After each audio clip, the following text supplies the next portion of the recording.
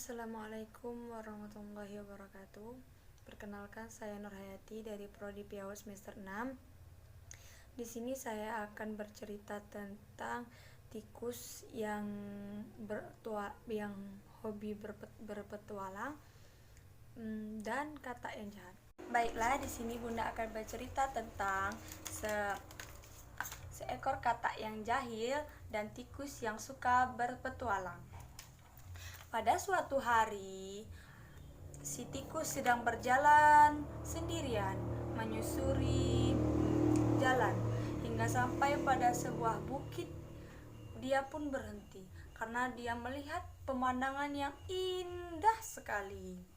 Kemudian ketika si tikus sedang melihat pemandangan yang indah, datanglah si katak. Kemudian katak bertanya, "Mengapa engkau di sini, wahai tikus?" Si tikus pun berkata, "Aku sedang melihat pemandangan yang indah," kata si tikus. Kemudian si katak berkata, "Jika engkau ingin melihat pemandangan yang lebih indah, aku akan menunjukkanmu." Kemudian si tikus pun berkata, "Di mana? Aku ingin melihatnya." Kemudian si katak pun berkata, "Sini, kemari ikut aku. Akan aku tunjukkan tempat yang paling indah." Kemudian si tikus pun percaya kepada si katak. Dia pun mengikuti si katak. Setelah mereka berjalan cukup jauh, sampailah mereka pada suatu tempat, yaitu sungai yang sangat deras. Si katak pun berkata, "Disinilah tempatnya."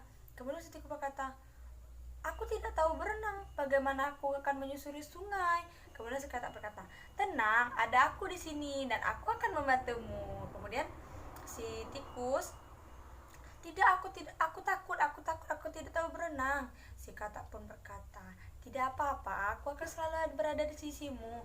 Akhirnya si tikus pun percaya. Kemudian si katak berkata kepada si tikus, "Supaya engkau tidak tenggelam, lebih baik aku ikat ekormu dengan kakiku agar engkau tidak tenggelam," kata si tikus. Dan kata si katak. Kemudian si tikus percaya.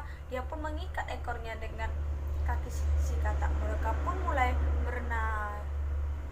Kemudian si katak pun dengan jahilnya berenang dengan sangat kencang hingga si tikus terombang-ambing.